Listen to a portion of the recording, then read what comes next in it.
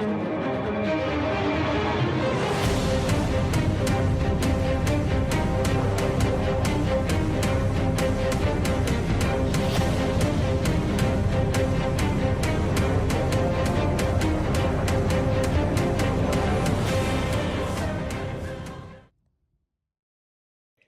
guys, welcome back to the Spector Creative channel. And gee, shocker, I'm doing a video on He-Man toys. But I do videos on lots of toys. I just did one on Ninja Turtles and two on Marvel.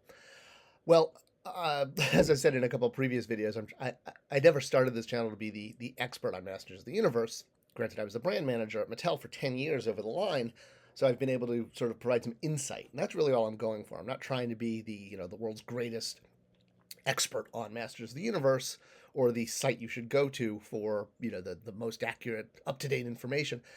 Really, this channel's always been about explaining what's happening in the toy industry from a logistic standpoint, especially because, well, there's not too many people who work in the toy industry that are also active collectors. So yeah, active collector, lifelong collector, as some channels would say. All right, so making this video because there's a lot of questions online about what is going on with Masters of the Universe with the new vintage collection that has popped up. And no, we're not talking about Star Wars vintage collection. Actually, that's a retro vintage collection. There's too many lines. Here's a vintage collection toy. See, it's articulated. It's from Star Wars.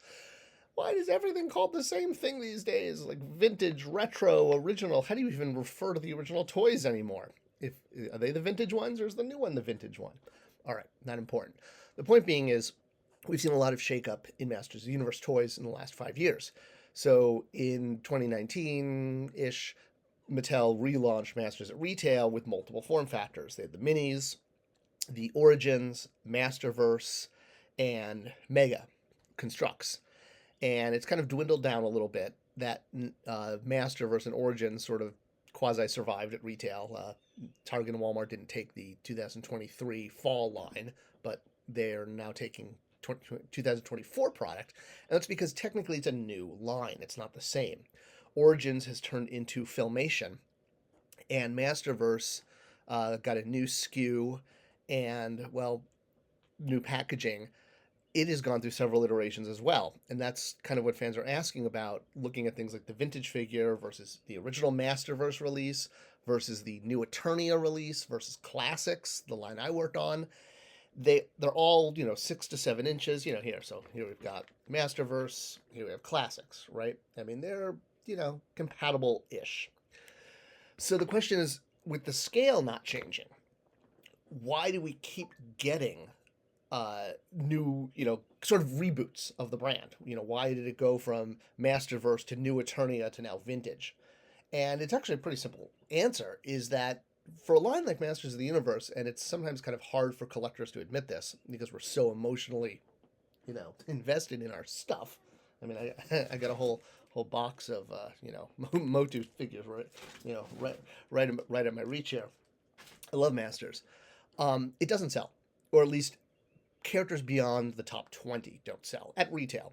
Online, when you've got a subscription, you can sell anybody, or like again, what Super 7 was doing very small runs, which is why their toys are twice as expensive. The smaller the run, the more expensive it is to produce. Hence, the cost has to be passed on to the consumer. So, with Masters, and I mean, this comes from both experience and from data. Really, it's the characters from the Filmation show that sell. He-Man, Man-at-Arms, Skeletor, Beastman, Teela, Merman, Trapjaw, Sorceress, Orko, Cringer. Obviously, there are other characters that have shown up in Masterverse, and Snout Spout, etc., etc. But for the most part, variants of non-major characters, meaning Stratos, not Skeletor or He-Man, in other words, and then characters that aren't from that sort of Filmation pool. And, it's a little fuzzy. It's not 100%. If it wasn't, you weren't on the Filmation, you don't sell. I mean, there are characters that sell that weren't in Filmation, but it's a good guideline for the brand. And what Mattel is doing is smart for kids in retail, because what they're doing is, by restarting the line every year, they're giving retail another reason to skew it. And they're like, oh, no, yeah.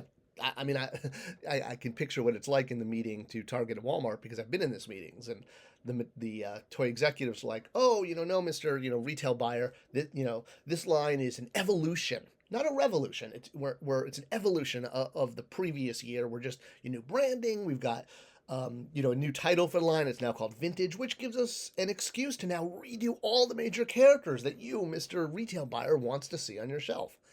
So that's why the brand keeps changing, from Origins to Filmation, from Masterverse to New Eternia to now Vintage, because every time they rebrand and rename and have a slight aesthetic change. I mean, the difference between Filmation and Origins isn't that much, but it's enough to justify a new SKU and a new starting point for retail buyers, so that the toy maker, when they're selling in, can be like, yeah, this is a brand new line. It's an evolution of what was here last year, but we've gone in an even slightly different direction, and we're going to do all the A-list characters again now in an all new style. And the retailer's like, great, bring it on. All I want is A-list characters on my shelf, because those are the ones that sell. I mean, you could sprinkle in, one or two, a couple of these D-listers here every once in a while, but yeah, we want He-Man, Skeletor, Tila, on shelf all the time. Beastman.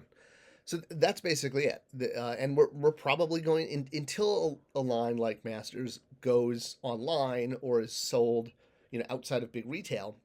Seeing that deep of a character selection is going to be tough. And that's why every year the line for Masters of the Universe gets rebranded, gets a new name, a slight aesthetic tweak.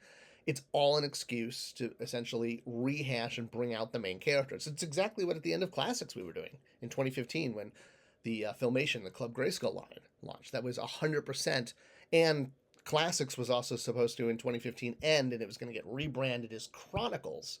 One, so it could keep the MO, Masters of the Universe C acronym, but also as it was a way for older fans, if they wanted to get off the bus, they could, without being forced to buy the same figure again. But by renaming the brand Chronicles, which was the plan, it didn't happen, it was going to allow us to remake the same characters, maybe now with more articulation, new technology like pinless joints, let's say. I mean, I know it wasn't out at the time, but that was what the idea was, is we were going to start making all of the A-list characters again in Chronicles, because they're the ones that sold the best. Even a line sold online through subscription, the A-list characters sold so much exponentially better. So that was always the plan for that too, it's always about finding a way to get the A-list characters out. And if it means rebranding the line, just giving it a new name from Power of the Force to Power of the Jedi, or having a slight aesthetic change, going from New Eternia, which is new interpretations of the characters, to Vintage, which is a lot closer to Classics, it's rationale to resell into retail under the guise that the A-list characters will be on shelf. That's what it is. And with a brand like Masters, you're going to continue to see that. I think, every year that it's on shelf, we will basically just see new iterations of the main characters.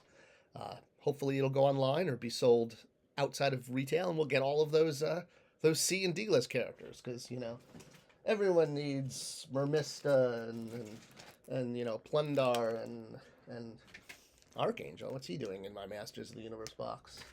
I don't know.